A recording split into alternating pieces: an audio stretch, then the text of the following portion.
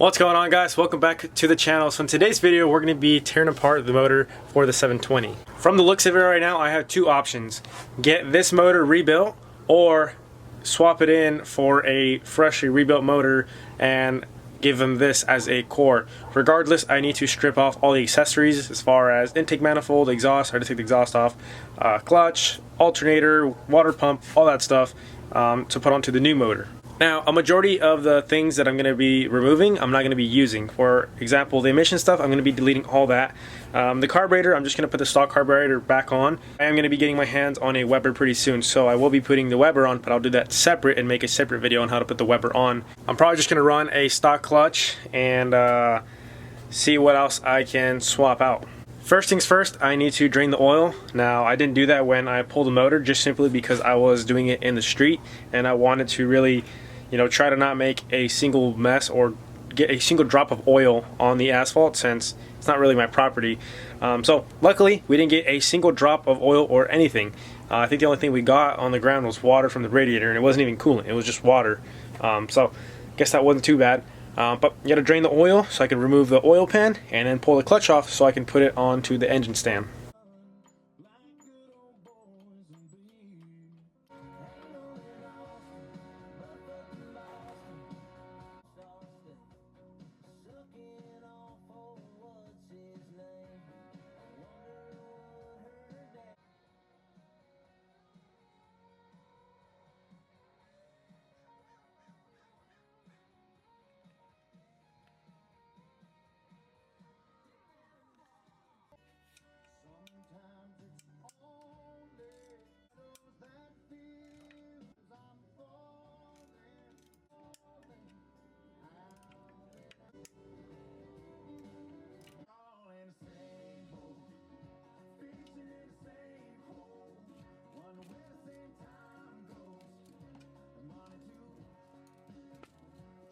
A trick that I found out a long time ago that is actually super helpful to take the flywheel off is you put one of the trans mount bolts back into where they belong, up here, and then you put one of the pressure plate bolts into the flywheel, and with a wrench that fits either over it, so either a bigger size or smaller size, it doesn't matter, but you put it in between there, here, and obviously the bolt here and the bolt over here.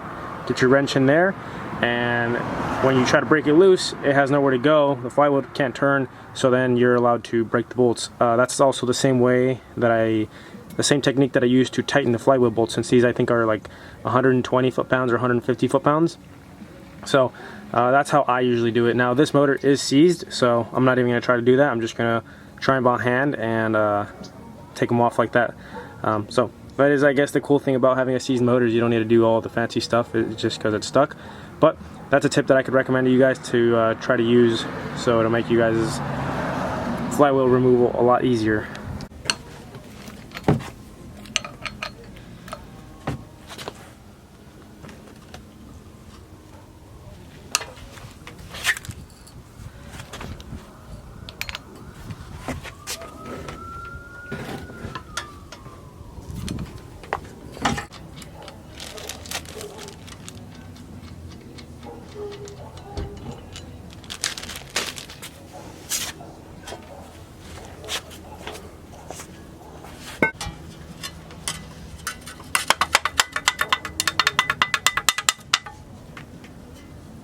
Now that we got the flywheel off and it's over there, now we can go and mount this plate up to the motor. Now, this motor only has 4 spots. Now I have this adjusted for my KA motor, which is very similar. If you see, the top ones line up, and this one over here lines up, except for that one, which is no big deal.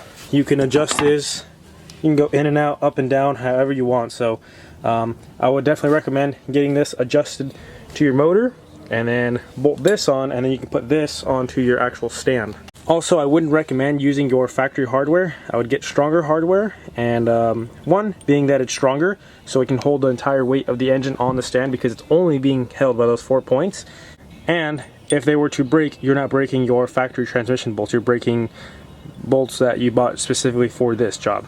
Now you are going to need a longer bolt than factory. I haven't checked this motor exactly, but my KA motor, the factory bolts were too short. So if you see, there's a little sleeve on here, so it needs to be longer than that. So I got these, which was the only size they had available at the time that I bought these bolts, and they were too long. So all I did was get a nut that fits loose over the top, kind of to act as a spacer. So it actually grabs and tightens, and then you can thread all that into the motor.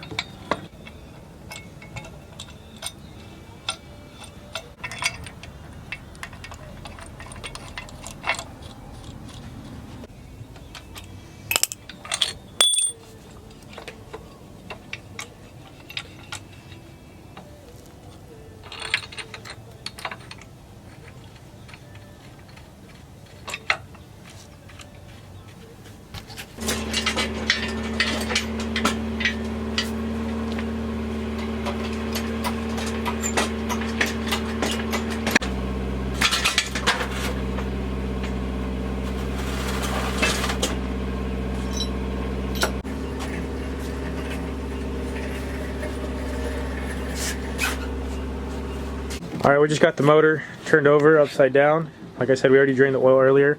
But now we're going to take the oil pan off and see if we find any broken pieces. I think we found the issue, guys. So the rod broke. The number 3 rod broke. I don't know if it's... The main cap?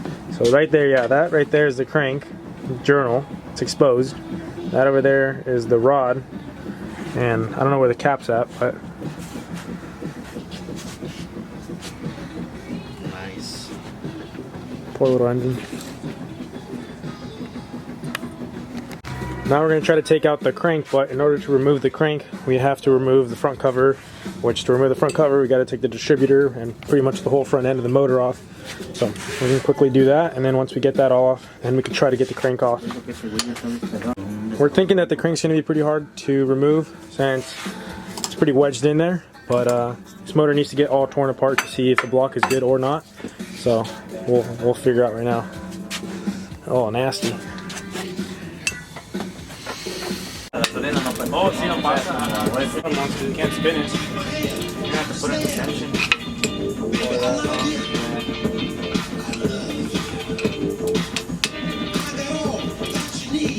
These are number 2 or 4.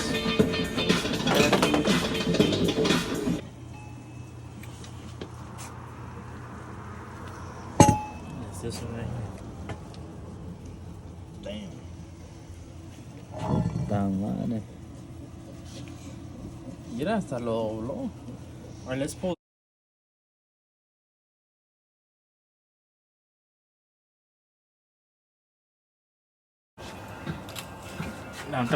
The timing chain, oh, it's gonna come out too. De allá del cargador, abajo del cargador. Okay. ¿Todo el pedo? Sí. Vamos a agarrarle para acá. Ok, hold on. Papá. Vamos a darle aquí. Alright, so we're trying to get the piston out, but we can't on this side because the rod, it's hard to see. Flashlight. Because the rod over here, since it broke, it's spread out, so now we can't go through the top and we can't go through the bottom because it's gonna hit the journals. So we're gonna have to break the rod in order to get it out.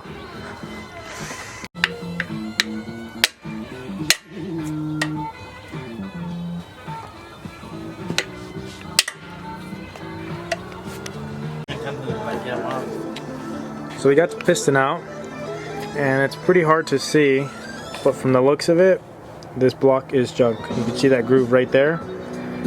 Not only can you feel your fingernail get caught, you can feel your whole finger get caught in that. So pretty sure this cylinder is gone, and I'm pretty sure the whole block is trash. But I guess the only way to figure it out and find out is to take it to a machine shop and have them go through it and see if it's even rebuildable, or use it as a core if they even accept it as a core. This is the rod cap. They used to go like that. Obviously it got all bent out of whack. The other piece over here I had to cut off in order to get it out because this also got opened up so it wouldn't fit through the cylinder to come back out. So had to cut that piece out.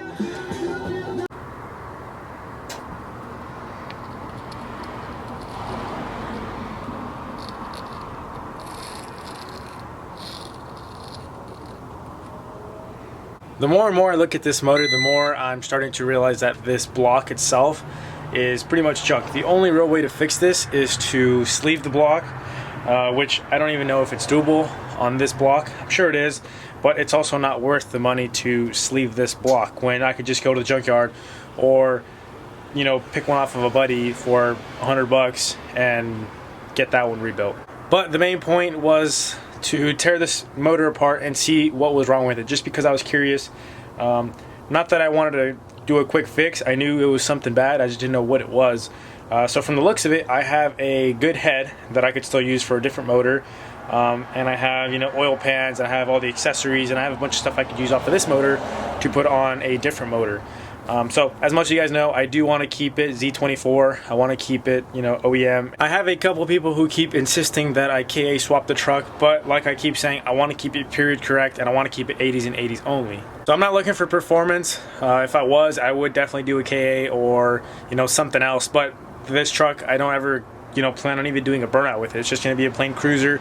That's all it really is going to be built for. I actually got in contact with someone today who has a motor, and it's still in the truck, so I can, you know, fire it up, listen to it, do a compression test, do all that before I purchase it. So I'm going to try to check that out sometime this week, see if that motor's any good. If not, then I'll either try to get another block and try to rebuild that one, or try to find a already rebuilt one. What I think happened to this motor is, for one, it got hot, and two, I think it had an oil problem. So whether the oil pump failed or something failed with the oil, because what I'm pretty sure is it got rod knock, and it just kept driving it, and it ended up just breaking the rod, and obviously you guys saw it was wedged in there.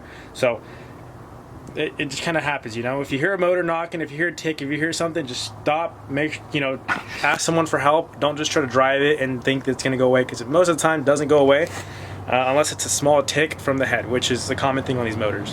That's going to complete this video. I hope you guys found it useful and, you know, learned something from it, or you got some entertainment out of it. I don't know, but hope you guys enjoyed it, and I'll catch you guys on the next one. Peace out, guys.